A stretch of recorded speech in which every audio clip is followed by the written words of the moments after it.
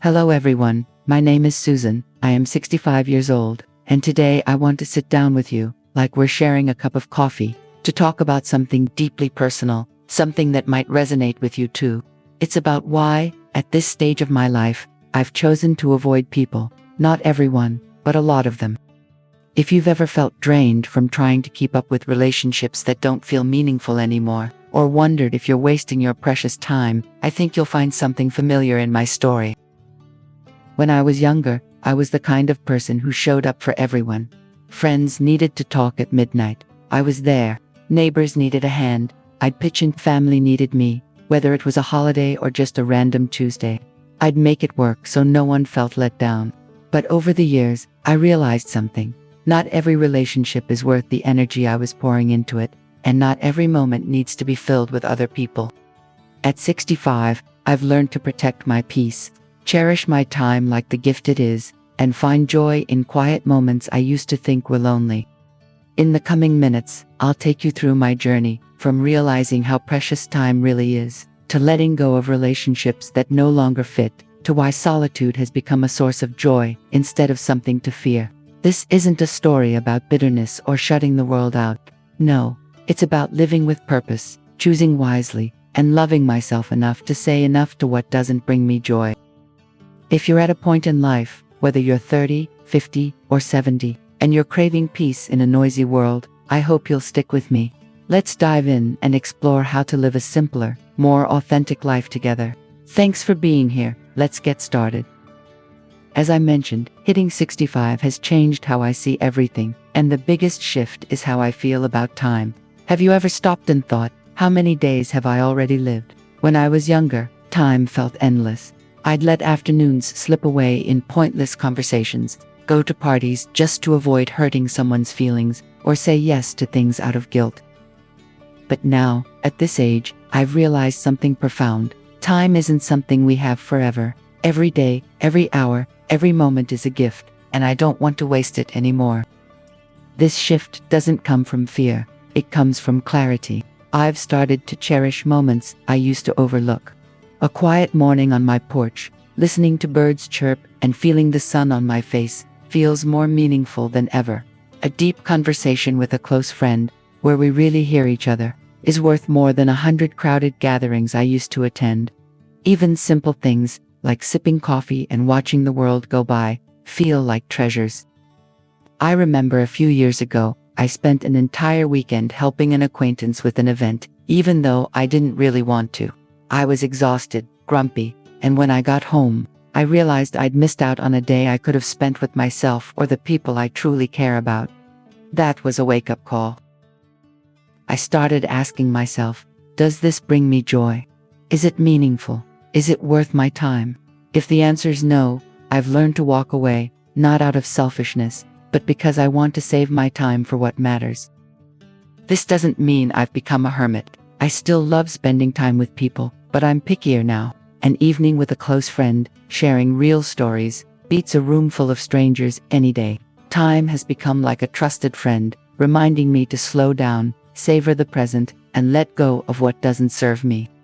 If you're feeling like time's slipping through your fingers, I want you to know it's okay to guard it fiercely. There's no rule saying you have to give your energy to everything or everyone. Try seeing each day as a chance to choose joy, peace, and moments that make your heart sing.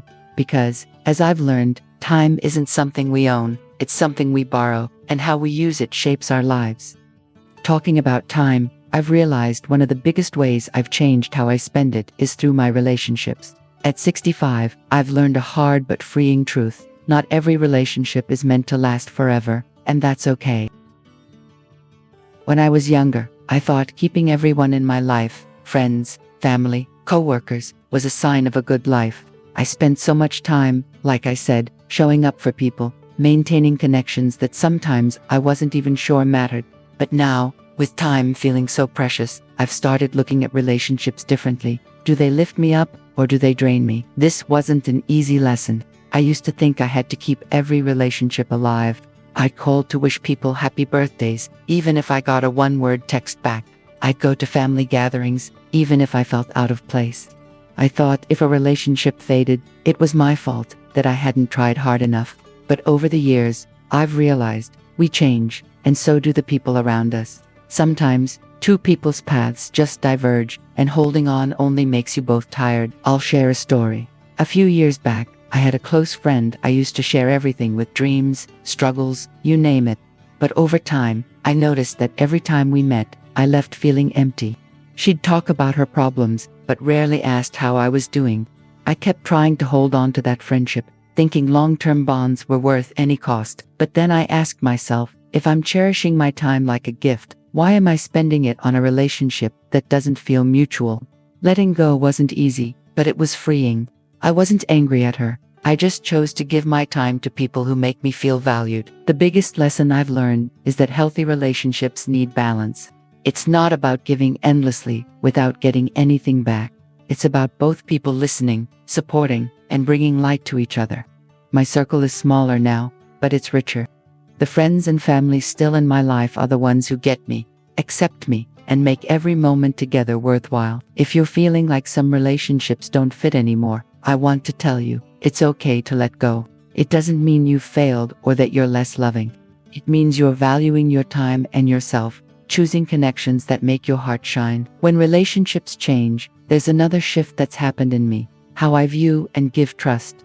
As I've learned to be pickier about who gets my time, I've also realized that trust, something I used to give so freely, is now more complicated, more delicate. At 65, I don't open my heart as easily as I once did.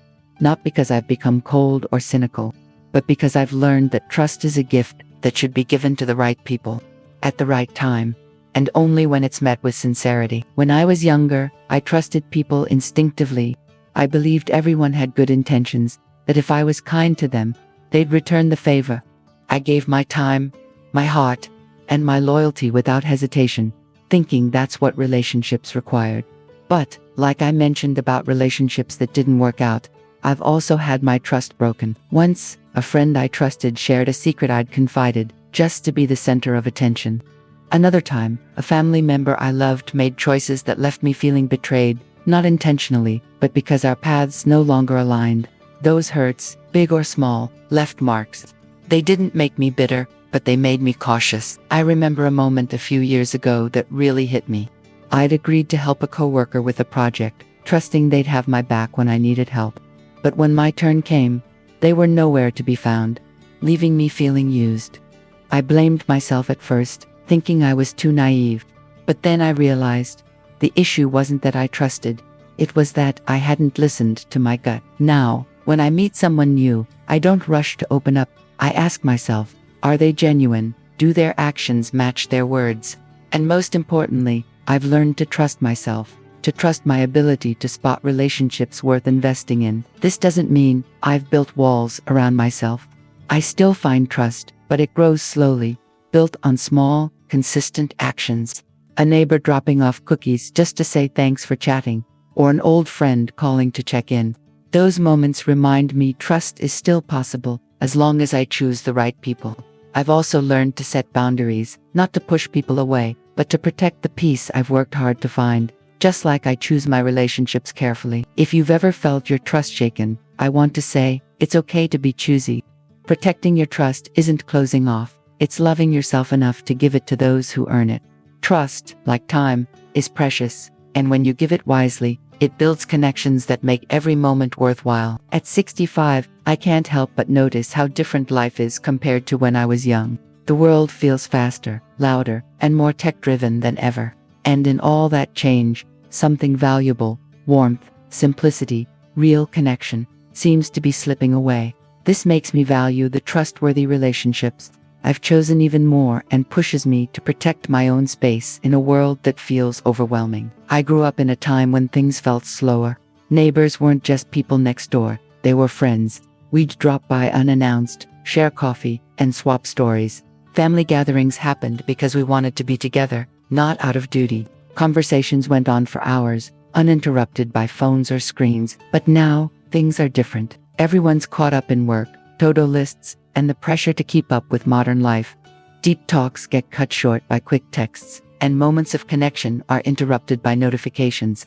Technology makes staying in touch easier, but it's also built barriers between our hearts. Don't get me wrong, I appreciate technology. I love video calling my grandkids or reconnecting with old friends online. But nothing beats sitting across from someone, hearing their voice, feeling their presence without a screen in the way. I remember a family gathering where everyone was glued to their phones, even sitting in the same room.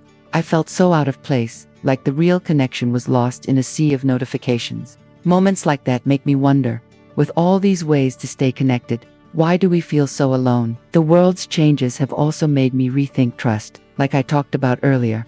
In a fast-moving world where information is everywhere and interactions are often shallow, building trust is harder. I've decided I don't want to chase that frantic pace. Instead, I choose simplicity. I turn off notifications when I'm with loved ones. I prioritize face-to-face meets where I can really listen and be heard. I step away from noisy crowds to find quiet moments. A morning with a book, a walk in the park, or just sitting still and letting my mind rest. If you feel like the world's too loud, too fast, I want to tell you, it's okay to step back. You don't have to keep up with everything. Like I protect my trust, I protect my time and energy from the chaos of modern life. Find those simple moments, hold on to real connections, and you'll see that in a world that's always moving. Those small things are where life's true meaning lies. Talking about this noisy, fast world, I've found one of the best ways to reclaim my peace is by embracing solitude. At 65, I've discovered something I never expected. Solitude and loneliness are not the same thing. While today's world, with all its tech and connections, can sometimes leave us feeling isolated, choosing solitude intentionally has become a gift, a space to reconnect with myself and find joy in the simple things I used to overlook. When I was younger, I was scared of being alone. I thought solitude meant being left out, forgotten, or unloved. I filled my days with meets, parties, and conversations just to avoid the quiet. But now, after seeing how the world has changed and how hard it is to find genuine connections, I view solitude differently. It's not something to fear. It's a friend, a place to rest, reflect, and find balance. I remember one afternoon not long ago when I turned off my phone and sat on a bench in my backyard. It was just me, the sound of the breeze through the trees, and the golden sunlight filtering through the leaves. I didn't do anything, no reading, no music, just sat there and let my mind wander. In that moment, I felt a peace I rarely found in crowded gatherings. I realized solitude isn't an empty space to fill, it's a chance to hear myself, to notice the little things the noisy world drowns out. Solitude has also given me space to reflect on my life. Instead of dwelling on regrets or mistakes, I focus on the lessons and memories that bring me joy. I think about laughs with friends, warm moments with family, and challenges that made me stronger. Those quiet times help me make peace with my past and feel grateful for who I've become. And here's the best part. Like I said about seeking simplicity, solitude makes me value my relationships more. When I spend time with friends or family, I'm fully present, and those moments feel richer than ever. If you've ever thought being alone is scary, I invite you to see it differently. Solitude isn't emptiness. It's a chance to reconnect with yourself, to find joy in simple things, like I've found peace in quiet afternoons. In a world that's always demanding our attention, solitude lets you take back control, slow down, and listen to your heart. Try carving out a moment just for you. And you might be surprised to find that in that stillness, there's a strength and joy you never knew was there. I've realized that embracing those quiet moments didn't just help me find myself, it led me to a bigger choice, avoiding people, not everyone, but those who don't add value to my life. At 65, I've learned that avoiding people isn't about being bitter or closed off. It's about protecting the peace I've found in solitude and choosing to live a life focused on what truly matters, building on the joy and clarity I've discovered in my own company. For years, I was the person who was always there for others. I wanted to be the reliable friend, the helpful neighbor, the family member who never said no. But, as solitude taught me to listen to myself, I started to see that not every relationship or invitation deserved my time and energy. I'd go to gatherings just because I felt I had to, only to leave feeling empty. I'd keep in touch with people who only reached out when they needed something. Those moments made me wonder, why am I letting myself get pulled into things that leave me drained, when I could be cherishing the peace I've found alone? I'll share a story. I had an acquaintance who'd always invite me to these big, loud parties where everyone talked over each other but no one really connected. I went a few times, thinking it was how I'd keep the relationship alive. But every time I got home, I was exhausted, not from having too much fun, but from wasting my time on shallow conversations. One day, I said no to the next invite. Instead of going, I stayed home, made a cup of tea, and read a book I loved. That night, I felt a freedom I hadn't known before. I realized saying no wasn't about rejecting others. It was about choosing myself, choosing peace, choosing moments that make me happy. Avoiding people, then, isn't about cutting everyone off. I still have close friends and family I cherish more than ever, but I'm choosier now. I steer clear of people who bring negativity, those who complain endlessly, stir up drama, or never ask how I'm doing. I also skip social obligations that feel like keeping up appearances. Instead, I focus on relationships that feel real, where I'm seen and valued, like the joy I've found in solitude. If you've ever felt tired from trying to please everyone, I want to tell you, you have the right to choose. Avoiding people doesn't make you selfish. It's how you protect the peace you deserve, like you cherish your quiet moments. Life's too short for what doesn't bring joy. Choose the people and moments that lighten your heart, and you'll find, like I have, that freedom is one of the greatest gifts you can give yourself. Talking about avoiding people to protect my peace, I've sometimes wondered, am I the only one who feels this way? As I started being pickier about relationships, saying no to invitations that didn't spark joy, and finding comfort in quiet moments, I thought I might be on a lonely path. But then, through conversations with friends, peers, and even younger folks, I realized this isn't just my story. Choosing to live more intentionally, setting boundaries, and prioritizing ourselves is a shared experience for so many of us. Especially as we move into later stages of life, tying into the choices I've made to guard my peace. I remember sitting down for coffee with an old friend, also in her 60s. We got to talking about how we've changed, how we're done trying to please everyone, done feeling like we have to show up for every event.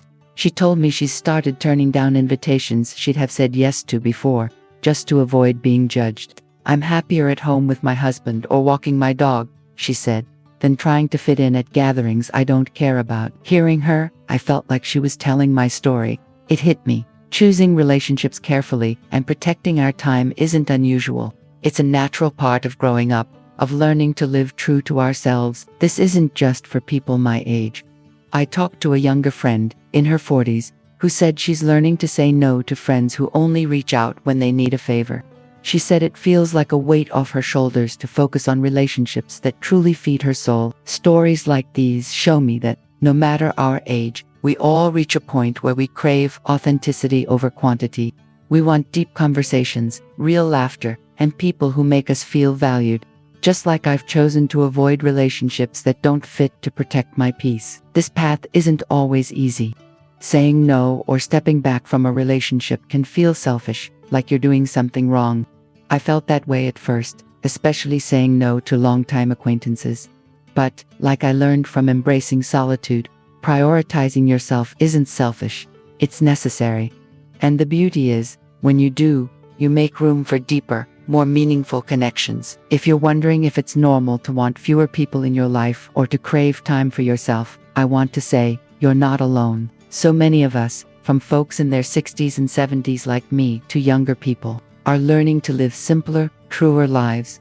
It's a sign of growth, of realizing life isn't about how many people you have around you. It's about the quality of those connections. Keep choosing that path, because, as I've found, it leads to a life that's richer and more peaceful than ever. Sharing how I've realized I'm not alone in this journey makes me feel lighter. Knowing others are also choosing to live more authentically strengthens my appreciation for this stage of my life. At 65, I've learned this isn't a time to dwell on regrets or live up to others' expectations. It's a time to embrace who I am, to live true to myself, and to find joy in the simple things. Just like so many of us are learning to prioritize peace and meaningful connections. When I was younger, I lived with a sense of urgency. I chased goals, tried to prove myself, and thought the future held endless possibilities. But now, I know the present is what matters most. This stage of life brings a freedom I'd never felt before. Freedom to say no to what drains me, yes to what lights me up, and to live without fear of judgment. I don't feel the need to please everyone anymore, like I did for so many years. Instead, I choose simplicity, focusing on what truly brings me joy. I find happiness in little moments. A morning by the window, watching sunlight stream through the trees. A long talk with my daughter, laughing over everyday stories. Or just sitting in my favorite chair, sipping tea, and letting my mind wander. These moments may seem small, but they hold a depth I only noticed when I stopped chasing what didn't matter. They remind me, like I've learned from others my age, that life doesn't need to be complicated to be meaningful. This stage is also a time to reflect and honor my journey. I think about the joys, the pains, the lessons that shaped who I am. Every laugh, every tear, every stumble is part of the tapestry of my life, and I'm grateful for it all. But I don't linger in the past. I look forward with quiet excitement. There's still time to try new things, maybe painting, tending a garden, or just spending more time with those I love. This isn't an ending, it's a new beginning, where I can live true to what I value. If you're in any stage of life, 30, 50, 70, I urge you, embrace it. Let go of the pressure to please everyone, like so many of us have learned. Find joy in the simple things, and don't be afraid to be yourself. Life doesn't have to be perfect to be beautiful. Sometimes, the most peaceful, meaningful moments come when we stop chasing and start appreciating. This is our chapter, and I hope you'll write it with simplicity, gratitude, and unapologetic happiness. As I sit here sharing my story, I realize my journey at 65 isn't just about avoiding people or seeking peace. It's about learning to live a life that's truly meaningful. We've walked through some big lessons together, from cherishing time as a precious gift to letting go of relationships that don't fit, from being cautious with trust to finding joy in solitude and simplicity in a fast-moving world. It all boils down to one simple truth. This stage of life is a chance to live true to ourselves, to choose what brings joy, and to let go of what doesn't serve us. Today, as I look at the world, a world still racing with constant notifications, pressure to keep up, and connections that often feel shallow, I value these lessons more than ever. With technology shaping our lives, from apps that connect us across screens to smart devices that seem to know our every move, I realize what we really need isn't more connections, but deeper ones. We can text hundreds of people in a day, but what moves our hearts is a heartfelt talk with a friend, a hug from a loved one, or a quiet moment where we feel truly ourselves. I want to remind you, wherever you are in life, maybe juggling a career, balancing family and social expectations, or reflecting on your journey like me, you always have a choice. You can say no to what drains you, like I've learned by stepping back from relationships that don't matter. You can find joy in simple things, like a quiet morning or a walk in the sun. And most importantly, you can live a life that reflects the real you, not what others expect. If there's one thing I hope you take from my story, it's this: protect your peace. It's the foundation of a fulfilling life. Don't be afraid to let go of what doesn't light you up, whether it's a relationship, an obligation, or an old habit. Make time for people who make you laugh, moments that make you feel alive, and quiet spaces where you can hear your own heart. In a world that's always asking us to do more, I hope you'll choose to do less, but with more meaning. Thank you for being with me. I hope my story has touched you, even just a little, and inspired you to live a simpler, truer, joy-filled life. Try taking a moment today to do something just for you, maybe a quiet coffee, a call to someone you love, or a deep breath to feel present. This is our chapter, and I hope you'll write it with courage, love, and gratitude. I'll see you in the next video.